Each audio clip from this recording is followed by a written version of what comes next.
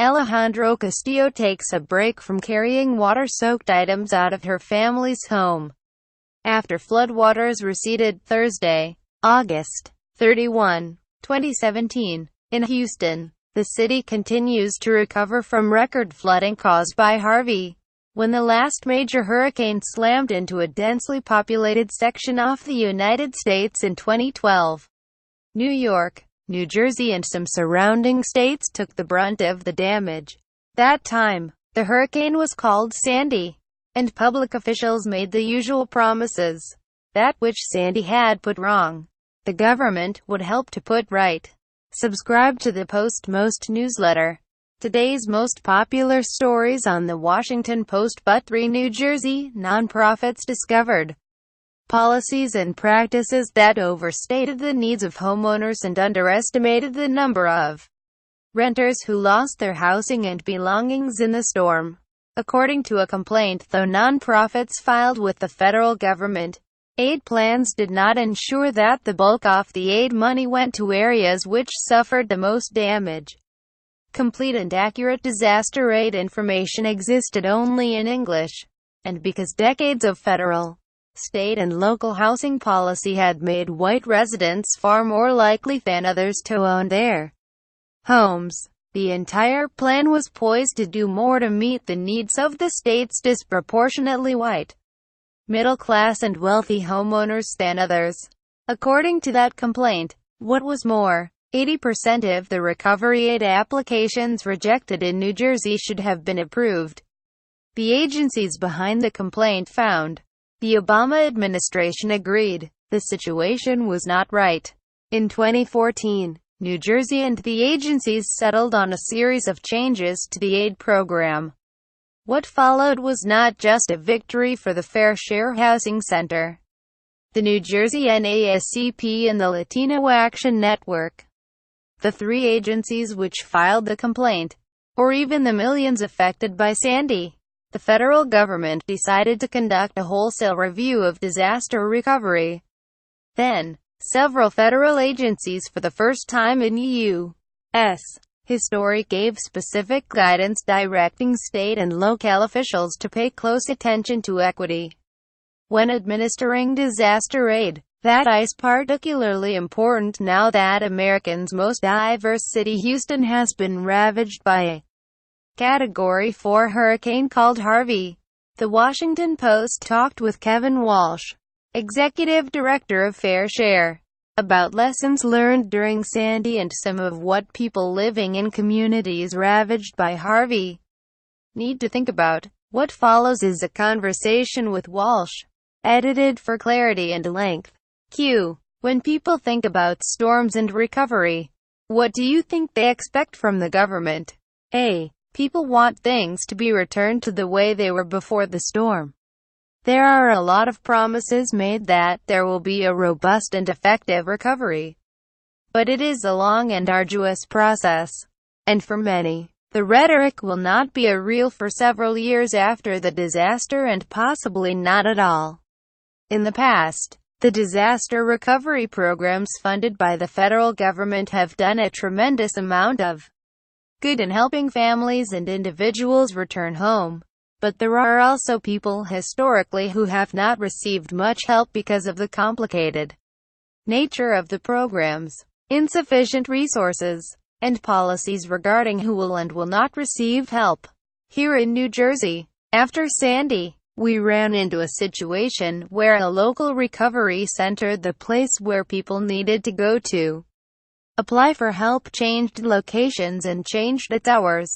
That information was updated in English on the website and materials given to the public, but not in Spanish. There was also an appeals process for people whose applications were rejected, but there was no information indicating that an appeals process even existed for people whose primary language is not English. Q. How have class differences and the link between race, ethnicity and homeownership traditionally been attended to in disaster recovery? A. Very often what we see after a disaster is that we are all in this together begins to diminish and people's biases begin to emerge. And that's not just limited to the landlords. Sometimes it's intentional, sometimes it may not be, but the effect can still be the same. What we saw here in New Jersey was Gov.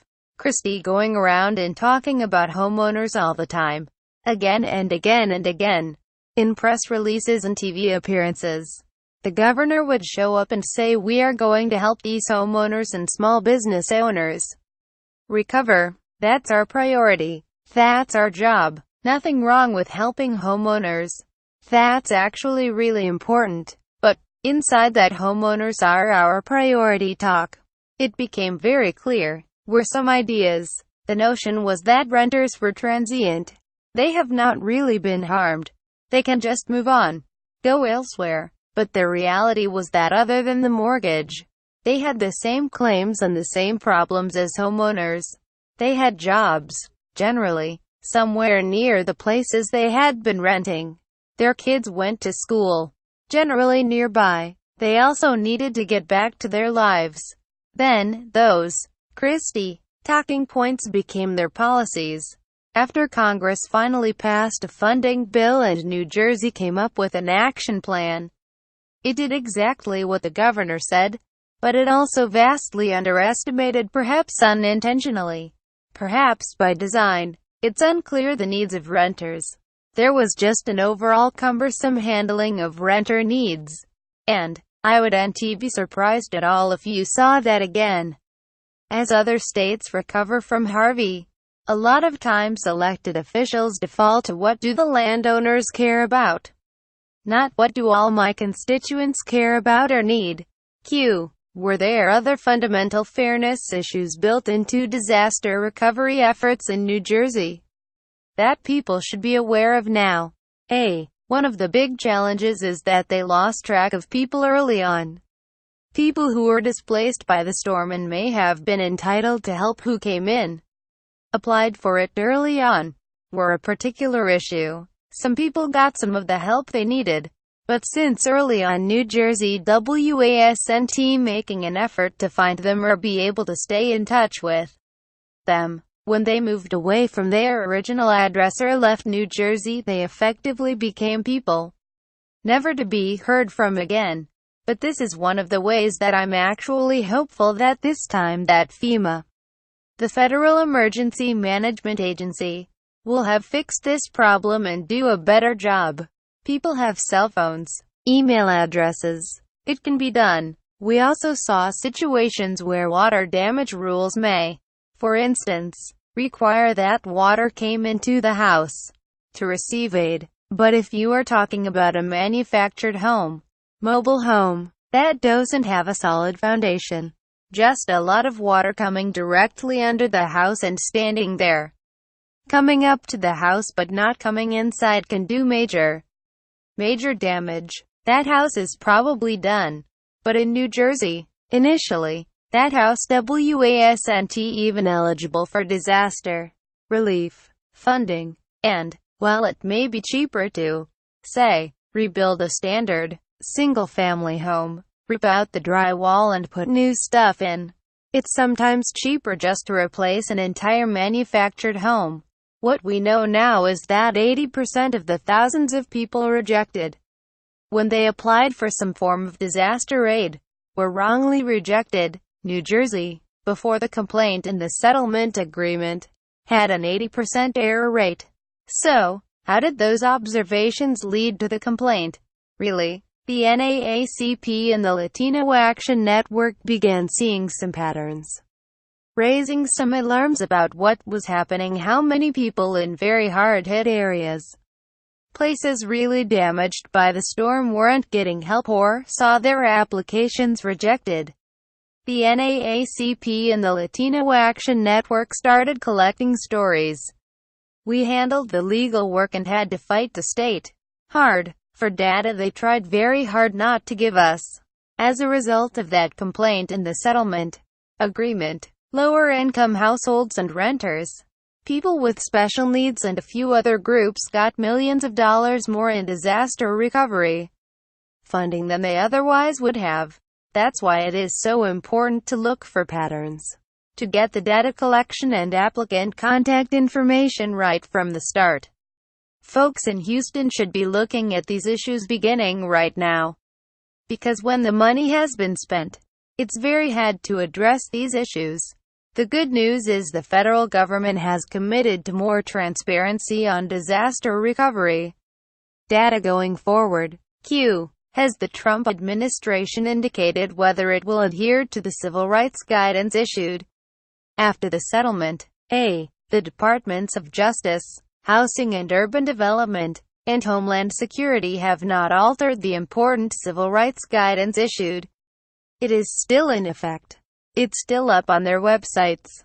We haven't heard it yet in terms of Hurricane Harvey, but in New Jersey early on, we would hear from state officials and agencies, "You are going to slow us down if you force us to worry about this stuff." But if an agency is doing something that leads to African Americans and Latinos receiving funding at a small or unfair rate and that don't have any other explanation, they do tend to get defensive. Houston should work very hard to make sure they are not in that position. It is completely possible to both move quickly and comply with the law if public officials really plan to do so from the beginning and know they will be held accountable.